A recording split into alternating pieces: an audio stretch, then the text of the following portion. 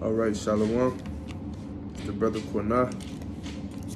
I'd like to start off by giving our praise to Yahweh, Bahashem, Yahweh Shai, Bahashem, Rakakradash. Double honors to the apostles and elders of Great Millstone. Peace and blessings to all the brothers in this truth. Today is March 16th, 2022, the day of the Passover. And I want to do a lesson as on the Passover, for those who may not know exactly what the Passover is and what, Passover consists of, and what we do as far as, keeping the Passover. This is, actually my first Passover, because, I'm a new member in the truth, new believer, recently, probably been in the truth for about 7-8 months or so, something like that, just kind of, converting over and coming into the fold, and, just start, doing videos and, really learning, and, I figure it's better sooner than later, to get started, and so that's why I'm doing videos and going to camps. But so March 16th is the day of the Passover, and I want to just read Exodus, a few verses. It's not going to be a long video. It's going to be a few verses in Exodus chapter 12, which is pretty much giving a breakdown of the Passover, how we supposed to keep it, and what we supposed to do, and things like that. Because I know it's people out there that that may follow me as far as on my YouTube page that don't know what the Passover is and don't even know about this day. And it's my job, part of coming into the truth is to feed the flock and spread the word. So without further ado, I'm gonna just get started. Exodus chapter 12, verse 1. And the Lord spake unto Moses and Aaron in the land of Egypt, saying, This month shall be unto you the beginning of the months. Right, so March 16th, March 16th, right, is the day of the Passover. But they're saying this month shall be, to you the beginning of months. But over here in America, they tell us that the beginning of months, also the beginning of the year, is the month of January. But right here in the Bible, Exodus 12, verse 2, this month shall be unto you the beginning of months. It shall be the first month of the year to you. Right? So this is actually the new year, right? Speak ye unto all the congregation of Israel, saying, In the 10th day of this month they shall take to them every man a lamb according to the house of their fathers, and a lamb for an house. Right? So the 10th day of this month, you're supposed to start preparing, preparing your lamb, for the Passover. Verse 4, And if the household be too little for the lamb, let him and his neighbor next unto his house take it according to the number of souls. Every man according to his eating shall make your count for the lamb. So, we supposed to get a full lamb. You're supposed to get a full lamb, but we are in captivity. So it might not be as easy for as it was back then now for people to get a full lamb. So you do the best you can do, but it's pretty much saying you get a full lamb into your house, and you're supposed to kill the lamb, sacrifice the lamb, and if that be too much for you and your household to finish, then you're supposed to share it with maybe your neighbor, somebody else that's an Israelite, not an Israelite foreigner, somebody that know that they're an Israelite, and somebody that's in spiritual, in the truth, share with them. Verse 5, Your lamb shall be without blemish, a male of the first year. Ye shall take it out from the sheep or from the goats, right? And ye shall keep it up until the 14th day of the same month. and the whole assembly of the congregation of Israel shall kill it in the evening.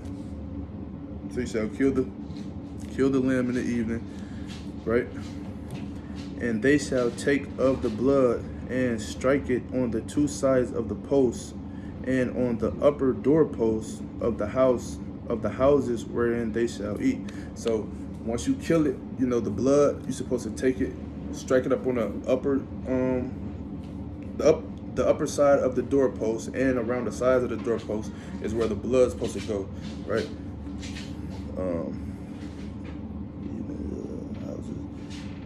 And they shall take of the blood and strike it on the two side posts and on the upper doorposts of the houses wherein they shall eat it.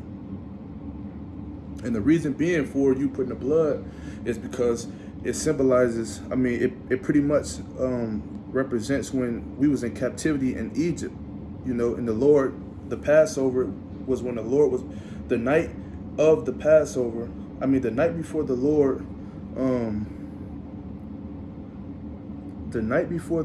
came, you were supposed to put the blood over the doorpost and around the doorpost, and that that let him know, pretty much represented that you was one of his, that you was an Israelite, right? And they shall eat, verse 8, and they shall eat the flesh in that night, roast with fire and unleavened bread, and with bitter herbs they shall eat it. Verse 9, eat not of it raw nor sodden at all with water, but roast with fire, his head with his legs and with his purtenance thereof. And ye shall let nothing of it remain until the morning, and that which remaineth of it until the morning ye shall burn with fire.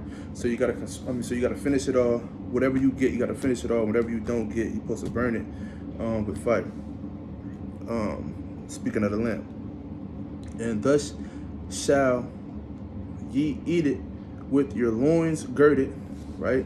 Your this is speaking of how it's supposed to be done as far as like going into the feast.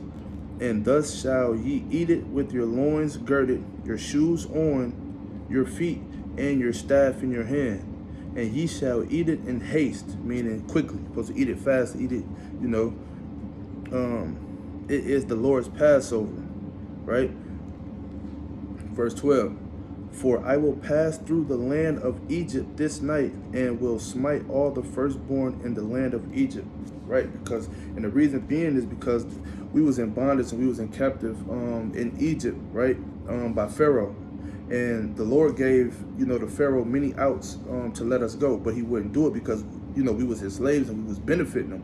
So he wouldn't do it. So in a way, he was testing the Lord, right? And so this is what the Lord did to him for not letting his people go.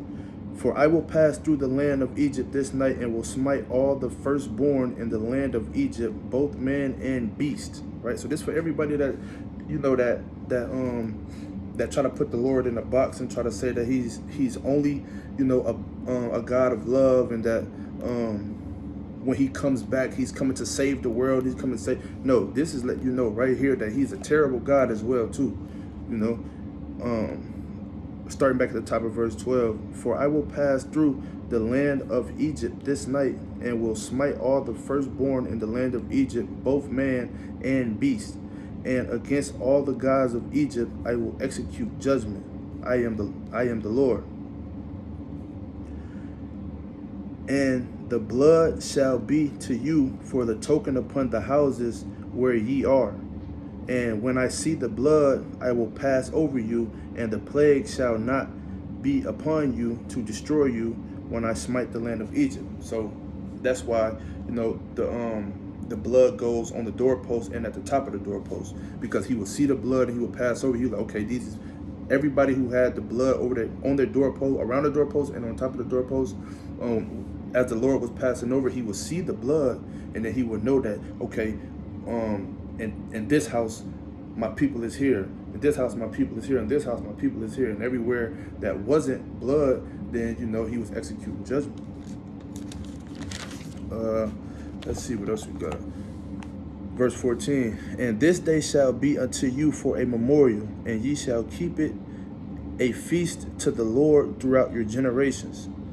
Ye shall keep it a feast by an ordinance forever. 7 days shall ye eat unleavened bread. So we also supposed to take everything with leavening or yeast in our houses out, right? To the best of your ability, for this Passover, because it lasts a week, right? So anything that rises, anything that you might have in your cabinets, refrigerator that rises, is supposed to come out of your houses. For whosoever eateth leavened bread for the first day until the 7th day, that soul shall be cut off from Israel, right? So that's just a little short video of the Passover, that people that's in the fold, people that's in the truth, what they might be doing. And for people who don't know about the Passover, a lot of people don't know about the Passover, because it's something that's not taught in your local churches or in school and stuff like that.